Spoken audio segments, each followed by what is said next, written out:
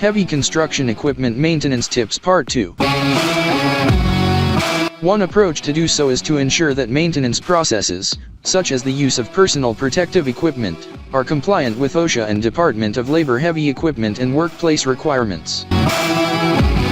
Number 3.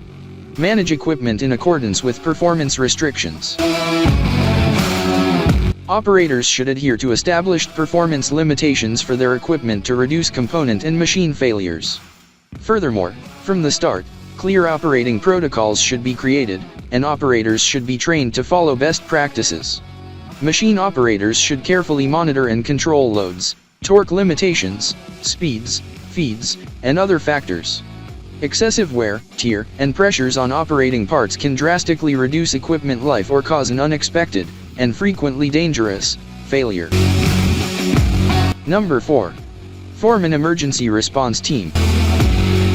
It may be more cost-effective to build and maintain a rapid response repair team for large or long-term projects.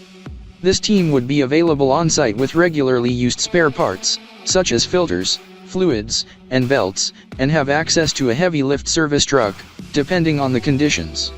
This endeavor can be planned and designed using data from preventative maintenance repair records, as well as the identification of certain key parts.